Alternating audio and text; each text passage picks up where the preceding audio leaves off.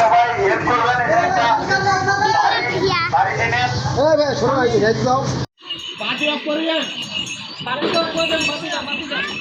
সামনে দিয়ে একটা গাড়ি আসছে, আমরা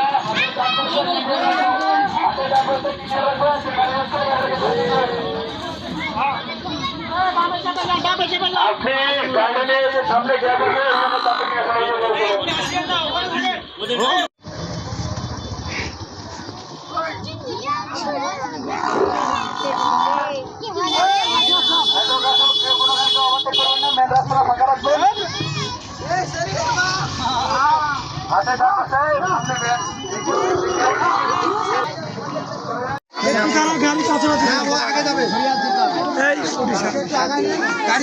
গাড়িতে উঠাও, মহিলাগুলো উঠছে সব।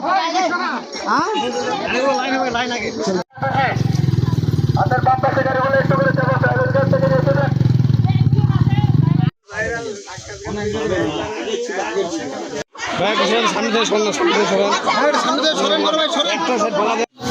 এক কিলো দূরে তো যাচ্ছই, যখন ইচ্ছা তখনই চলে আসবা।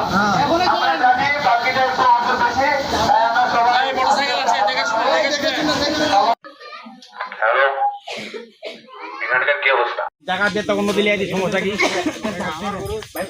বাঙালির যে ঐতিহ্য পালকি এবং ঘোড়া গাড়ি, এইটা হচ্ছে এই সংস্কৃতিটা আমরা হচ্ছে এই ধরে রাখার জন্যে এই হচ্ছে পালকি এবং ঘোড়া গাড়ি করা হয়েছে। সব মশার বিরুদ্ধে সুরক্ষা দিতে এলো বসুন্ধরা এক্সট্রিম অ্যারোসল, মশার বিরুদ্ধে এক্সট্রিম সুরক্ষা। আসলে আমাদের এলাকায় ঐতিহ্যবাহী এটা যে ঘটনা ঘটলো, আমাদের এলাকায় গরু গাড়ি আগে ছিল, পালকি আগে ছিল, প্রায় 20-25 বছর ধরে গরু গাড়ি ছিল না। খুব সুন্দর হয়েছে, এলাকার লোকেদের খুব খুশি।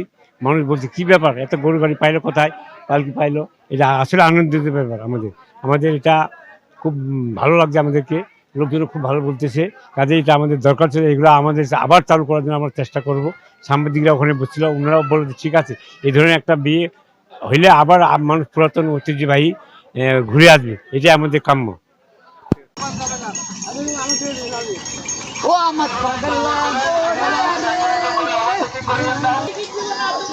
গাড়িটাকে আপনি হোল্ড করেন।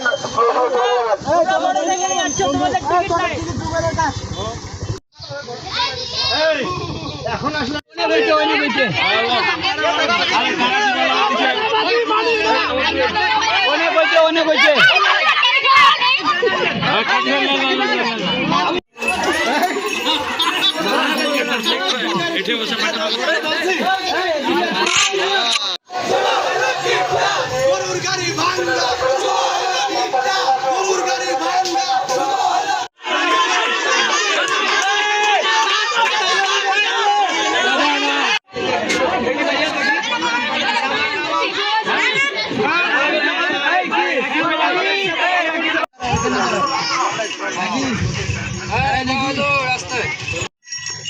ভয় করছে ধাবাই নিলে